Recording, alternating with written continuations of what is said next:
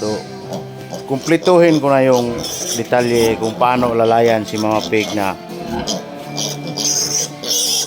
yung dide niya 14, tapos yung biik niya 8 piraso lang, tapos meron pang mga meron talagang maliliit.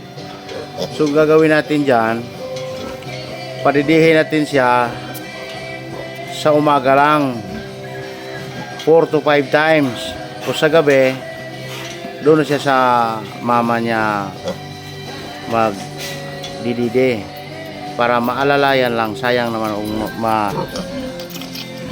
mamatay. So kita mo yung mga kapatid niya, ang laki oh.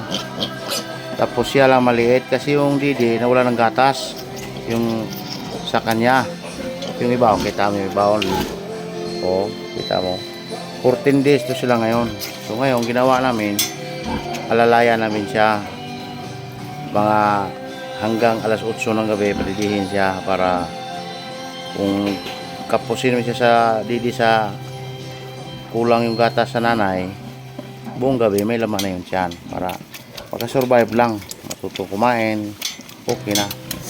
Tapos ito na yung update sa aking mga plastic, no? Hanger siya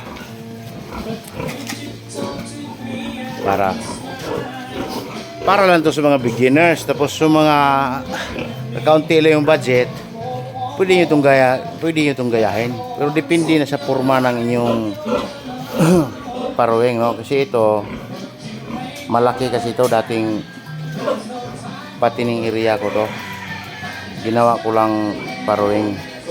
Yan o, naka-elevate siya ng konti para pag maglinis sa mga plastic madali lang, hindi na kailan tanggalin. Kita nyo? Happy farming everyone.